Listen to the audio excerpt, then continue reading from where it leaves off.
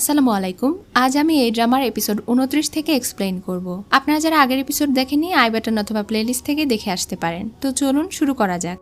এপিসোডের শুরুতেই দেখানো হয় গত রাতের ঘটনার কারণে যেসব ইমর্টাল মারা গিয়েছিল এইসব কিছুর বিচার করার জন্য সভা বসেছিল। সেখানে একটা মেয়ে তার ভাইয়ের মৃত্যুর বিচার চাইছিল, বলছিল গতকালকে কিভাবে একজন ডিমন এসে তাদের ফরমেশনে আঘাত করে, যার ফলে অনেকজন ইমর্টাল মারা গিয়েছে এবং অনেকজন অনেক বাজেভাবে আহত হয়েছে। তার সন্দেহ হচ্ছে এই সবকিছুর পেছনে ওই ডিমন ফেং জড়িত। এটা শুনে ইউয়ান, মোজিয়াও সবাই অনেক বিরক্ত হয়। সেই মেয়েটি বারবার তার কথার মাধ্যমে ফেংকে ফাঁসানোর চেষ্টা করছিল। তখন মোজিয়াও রেগে তাকে বলে, গতকালকের ব্যাপারে আমি নিজে ইনভেস্টিগেশন করব। যদি ফেং সত্যি সত্যি এগুলোর মধ্যে জড়িত থাকে আমি নিজে তাকে শাস্তি দেব।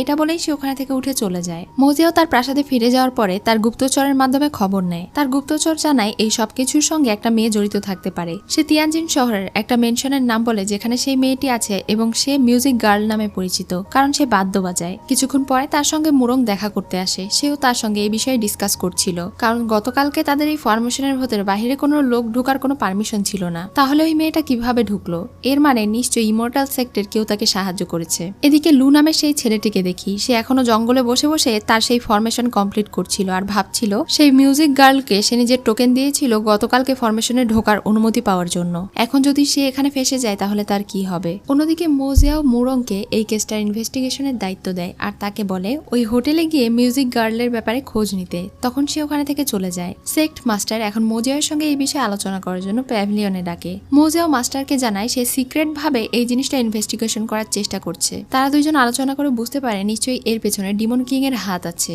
সে হয়তো তৃতীয় মূল্যবান পাথরটাকে উদ্ধার করার জন্য এখন আবার নতুন প্ল্যান করেছে। তাই মাস্টার এখন মোজিয়াওকে সতর্ক থাকতে বলে আর নিজের মনকে কন্ট্রোলে রাখতে বলে। সেই দিন ফেং যখন বাজারে ঘুরে বেড়াচ্ছিল তখন আশেপাশের সবাই তাকে দেখে শুধু তাকে নিয়ে আলোচনা করছিল। তারা বলছিল গত রাতে ফেং নাকি ডিমনদের সঙ্গে মিলে সব ইমর্টালদেরকে মেরে ফেলেছে। সবাই শুধু তার দোষ দিচ্ছিল। এটা শুনে তো সে অনেক কষ্ট পায়। সে এখন তার গার্ডিয়ান আর আঙ্কেলকে জিজ্ঞাসা করে, আমি রাতারাতি ঠিক হয়ে গিয়েছি বলে আমি কি ওই ডিমনদের সঙ্গে মিলে কাজ করেছি? তোমরাও এটা বিশ্বাস করো? তারা যেহেতু শিওর ছিল না তাই তারা তাকে সান্ত্বনা দেওয়ার চেষ্টা করে। এটা শুনে ফেং মন খারাপ করে সেখানে থেকে চলে যায়। এজন্য এখন তারাও ঠিক করে এই বিষয়টি তারাও ইনভেস্টিগেশন করার চেষ্টা করবে। এদিকে ইউন চাওকে দেখি, সে গিয়ে এখন তার মায়ের সঙ্গে দেখা করে আর তাকে বলে তাদের ডিমন ক্ল্যানের নদীতে সে তার হারিয়ে যাওয়া ছেলের রক্ত ট্রেস পেয়েছে। সে আশঙ্কা করছে ছেলেটি হয়তো এখন মানুষের দুনিয়ায় আছে। তার মা তখন বলে তাহলে আমরা এতগুলো মানুষের মধ্যে তাকে কিভাবে খুঁজে বের করব? ইউন চাও তার মাকে বলে সামনেই ল্যাটিন ফেস্টিভ্যাল আসতে চলেছে, তখন অনেক মানুষ একত্র হবে। এই সুযোগে আমি টেস্ট করে দেখব কে আসলে আপনার আসল ছেলে। তখন তো তার মা অনেক বেশি খুশি হয়ে যায় আর তাকে অনুমতি দিয়ে দেয়। মুরং এখন ইনভেস্টিগেশনের জন্য সেই হোটেলে যায়। সে অনেকক্ষণ ওখানে ওয়েট করে বসেছিল সেই মেয়েটি কখন বের হবে সেই আশায়। রাতে যখন সেই মেয়েটি কালো পোশাক পরে বের হয় তখন সে তার পিছু করতে থাকে আর তাকে ধরে ফেলে। সে দেখতে পায় এই মেয়েটি আর কেউ নয় বরং শ্যাডো ডেডপুল। এই মেয়েটিকে সে ছোট থেকেই চিনত। তার বাবা ছোটবেলায় এই মেয়েটিকে তার ভাইয়ের সঙ্গে বিদায় দিয়ে দিয়েছিল তাদের পরিবারকে খোঁজার জন্য, কিন্তু এখন সে বুঝতে পারছিল না এসব বিষয়ে এই মেয়ে কিভাবে ইনভলভ হলো। সেই দিন রাতে মোজিয়াও তার গুপ্তচরের মাধ্যমে জানতে পারে ফেং একদম ঠিক আছে। এমনকি সে তো সকাল থেকেই সুস্থভাবে বাজারে ঘুরে বেড়াচ্ছে আর আশেপাশের লোকেরা তাকে নিয়ে এইসব কিছু বলছে। এটা জানার পরে সে নিজেও অবাক ছিল যে ফেং রাতারাতি কিভাবে সুস্থ হয়ে গেল, কারণ এই কষ্ট তো সে নিজেও সহ্য করতে পারত না। তাহলে কি সে আসলেই ডিমনের সঙ্গে জড়িত? এটা বলে সে আবার বলছিল না না, এটা হতে পারে না, বিষয়টা অনেক বেশি ঘোলাটে হয়ে যাচ্ছে, আমাকে ভালোভাবে এটার গভীরে যেতে হবে। তারা চারজনই এখন ফেংডু শহরে চলে যায় এই বিষয়টা ইনভেস্টিগেট করার জন্য। এখানে তারা সবাই একটা হোটেলে উঠেছিল। অন্যদিকে ফেংকে দেখি, আজকে তাদের শহরে ল্যাটিন ফেস্টিভ্যাল ছিল, এজন্য রাতে সে ওই পিচ্চি বাচ্চাটাকে নিয়ে ঘুরে বেড়াচ্ছিল। নদীতে অনেকেই ল্যাটিন এবং মোমবাতি জ্বালিয়েছিল, যেটা দেখে তার অনেক ভালো লাগে এবং মোজিয়ার কথা মনে পড়ে। সেই ফেস্টিভ্যালের ভেতরেই মোজিয়াও এবং তার সাথীরা চলে এসেছিল। সব মানুষদেরকে তারা ইনস্ট্রাকশন দিচ্ছিল আর বলছিল ল্যাটিন ওড়াতে। আজকে এটার মাধ্যমে তারা ডিমনকে ধরবে। এটা বলেই মোজিয়াও উপরে ল্যাটিন উড়িয়ে দেয়। সেই সময় ইউনচাও এমন একটা জাদু করে যার ফলে এটার মাধ্যমে সে তার ভাইকে খুঁজে পেতে পারে। সেই জাদুটা ওই ল্যাটিনকে ঘিরে ধরে। তখন বুঝতে পারে এই ল্যাটিন যে উড়িয়েছে সেই হলো তার ভাই। তাই সে দৌড়ে ওইদিকে দেখতে যায়। ততক্ষণে মোজিয়াও সেই ল্যাটিনের দায়িত্ব ইউয়ানকে দিয়ে সেখানে থেকে সরে যায়। তাই ইউনচাও সেখানে গিয়ে মনে করে ইউয়ানই হয়তো তার ভাই। তো এখন তারা সবাই মিলে ল্যাটিন উড়িয়ে দেয়। আকাশে হাজার হাজার ল্যাটিন উঠতে থাকে। মোজিয়াও দূর থেকে ফলো করছিল। তখনই সেই ল্যাটিনগুলোকে কিছু ডিমন স্পিরিট এসে সেগুলো সরাতে শুরু করে। এই ডিমনগুলো 7টা গর্ত সম্পন্ন 9টা গুহা থেকে এসে এসেছে।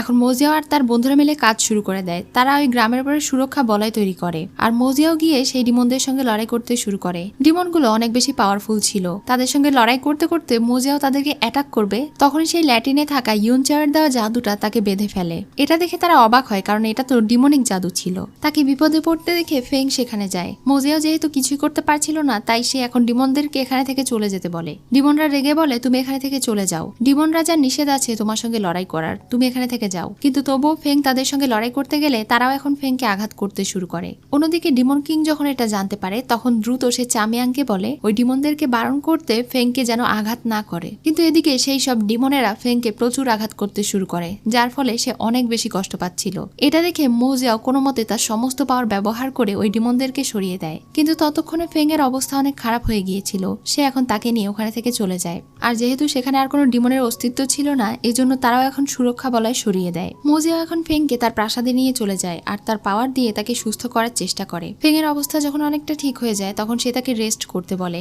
ডিমন কিং আড়াল থেকে তাদের দুজনকে এভাবে দেখে কষ্ট পায় আর সেখানে থেকে চলে যায়। অন্যদিকে লুকে দেখি সে আবারও শয়তানি পাওয়ার প্র্যাকটিস করছিল। তাকে একজন ইমোর্টাল দেখে ফেলে, তখন সে তার গলা চেপে ধরে তাকে মেরে ফেলে আর সেখানে থেকে পালিয়ে যায়। এদিকে ইউয়ান যখন লিংকে নিয়ে দৌড়ে কোথাও একটা যাচ্ছিল, তখনই সেখানে পথে ইউনচাও চলে আসে। সে ইউয়ানকে ভালো করে চেক করতে থাকে যে তার শরীরে কোনো ডিমন চিহ্ন আছে কিনা। ইউয়ান এটা দেখে তাকে বলে, তুমি এসব কি করছো? ইউনচাও তার শরীরে কোনো ডিমনের চিহ্নই পায় না, এজন্য সে তাকে সরি বলে। এরপরে তারা সেখানে থেকে চলে গেলে ইউনচাও ভাবতে থাকে এটা কিভাবে হতে পারে, তার শরীরে ডিমনের কোনো চিহ্নই নেই। তাহলে কি ইমর্টাল ক্ল্যানে তার এই চিহ্নটাকে কোনোভাবে সিল করে দেওয়া হয়েছে? সে অনেক কনফিউশনে পড়ে যায়। অন্যদিকে মাস্টারের যখন দেখতে পায় কেউ একজন তাদের ডিমন স্কিলের মাধ্যমে একজন ইমর্টালকে মেরে ফেলেছে, তখন তাদের মন খারাপ হয়ে যায় আর অনেক চিন্তিতও হয়ে যায়। এই জন্য মাস্টারেরা মিলে আলোচনা করে এখন মোজিয়াওকে বলে তিয়ানজিয়ান সিটিতে যে ডিমন পাথর আছে, ফেং এর সাহায্যে তারা যেন সেই ডিমন পাথরটা উদ্ধার করে। এই জন্য ইউয়ান আর লিং তার সঙ্গে দেখা করতে যায়। তারা ফেংকে বিষয়টি জানায়, তখন ফেং রাজি হয়ে যায়। সেই দিন রাতে তারা দুজন যখন সেই মিউজিশিয়ান মেয়েটির খোঁজে যায়, তখন সেখানে থেকে একটা লোক পালিয়ে যায়। লোকটার মুখোশ এবং পোশাক লিং এর খুবই চেনা মনে হয়, তাই সে দৌড়ে তার বাবার লাইব্রেরিতে যায়। সেখানে রাখা ড্রয়ারে সে ওই একই জিনিস দেখেছিল। তখনই সেখানে তার বাবা এসে তাকে জিজ্ঞাসা করে, তুমি কি কিছু খুঁজছো? তখন সে অনেক ঘাবড়ে যায় আর ওখানে থেকে চলে যায়। এদিকে চামিয়াং অনেক তাড়াহুড়ো করে তার মাস্টারের সঙ্গে দেখা করতে যায়। সে ডিমন কিংকে একটা খবর দেয়। সে বলে ইমর্টাল ক্ল্যানের মাস্টারেরা ফেংকে একটা শর্ত দিয়েছে, যদি সে সুশান ক্ল্যানে তৃতীয় সেই হোলি স্টোনের গেট খুলে দিতে পারে, তাহলে তারা তাকে তিয়ানজিন সিল ফিরিয়ে দেবে। আর ফেংও এটাতে রাজি হয়ে গিয়েছে। আর এমনটা যদি হয় তাহলে তাদের প্ল্যান পুরো ফেল হয়ে যাবে। এটা শোনার পরও ডিমন রাজা তেমন কোনো কিছু রেসপন্স করে না। পরদিন সকালে ফেং তার কথা মতো সুশান মাউন্টেনে যায়। মোজিয়াও ফেংকে অনেক বেশি সম্মান জানায়। এরপরে তাকে সেই তিয়ানজিন সিল দেওয়া হয়। ফেং এখন তার ফিনিক্স ফেদারের মাধ্যমে এবং তার রক্তের মাধ্যমে সেই গেট খুলতে শুরু করে। তখনই সেই তিয়ানজিং সিল উপরে উঠে যায় আর এটার মাধ্যমে দেখাতে শুরু করে সেই 3 নাম্বার স্টোনটা কোথায় আছে। তারা অনেক অবাক হয়ে যায়, কারণ সেই বাকি 2টা স্টোনও চলে এসেছিল। এমনকি সেখানে ডিমন কিং আসে আর ফেংকে বলে, তোমাকে অনেক ধন্যবাদ আমার কাজ সহজ করে দেওয়ার জন্য। তখন তারা সবাই বুঝতে পারে আসলে সেই তৃতীয় স্টোন তিয়ানজিং সিলের ভেতরেই লুকানো ছিল। ডিমন কিং এখন তাদের সবার উপরে অ্যাটাক করতে শুরু করে। মাস্টারেরা নিজেদের ডিসেবলদেরকে প্রোটেক্ট করছিল। মোজিয়াও এখন ফেংকে বলে, তুমি আমাদের সাথে এমনটা কেন করলে? এটা বলে সে ডিমন কিংকে আটকাতে চলে যায়। সে ডিমন কিং এর সঙ্গে লড়াই করে পারছিল না, ডিমন কিং তাকে আঘাত করছিল।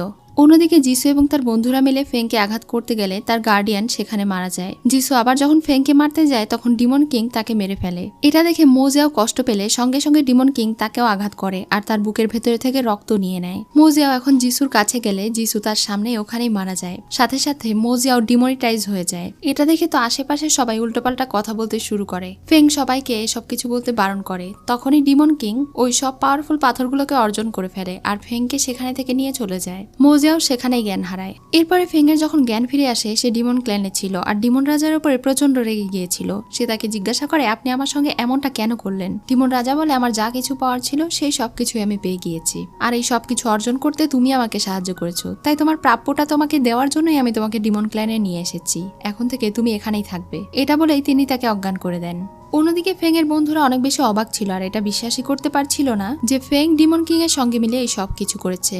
এখন মোজিয়াওকে দেখানো হয় তার অবস্থা খুবই খারাপ ছিল, সে বারবার নার্ভাস হয়ে যাচ্ছিল, তার বারবার ডিমনিক অ্যাটাক হচ্ছিল। এটা দেখে সেই মাস্টার আন্টিটা তাকে সাহায্য করে। এদিকে সব মাস্টারদের মধ্যে ঝামেলা লেগে যায়, তারা সবাই শুধু মোজিয়াও আর ফেংকে দোষারোপ করে যাচ্ছিল।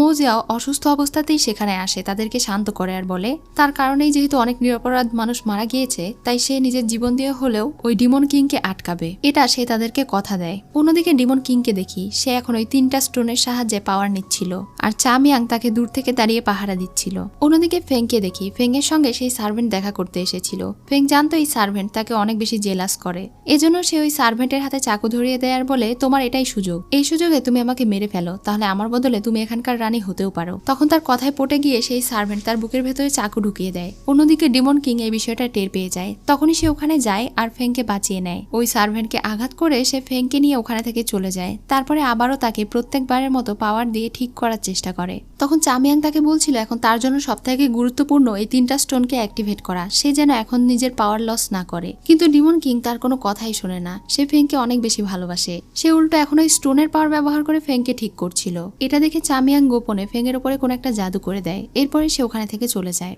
এদিকে ইউনচাওকে দেখি সে এখন রানিমায়ের সঙ্গে দেখা করে। রানিমা অনেক আগ্রহ নিয়ে তাকে জিজ্ঞাসা করে সে কি তাকে খুঁজে পেয়েছে। সে বলে আমি ইমোর্টাল ক্ল্যানে যাওয়ার পরে সেখানকার ইয়াং মাস্টার ইউয়ানের কাছে সেই ড্রেস খুঁজে পেয়েছি, তবে তার শরীর চেক করে কোনো ডিমন চিহ্ন আমি খুঁজে পাইনি। এটা শুনে রানিমা বিশ্বাসই করতে পারছিল না। সে বলে আমাদের ডিমন ক্ল্যানের ছেলে ইমোর্টাল ক্ল্যানে কিভাবে হতে পারে। সে ইউনচাওকে এই বিষয়টা আরো ভালোভাবে খতিয়ে দেখতে বলে।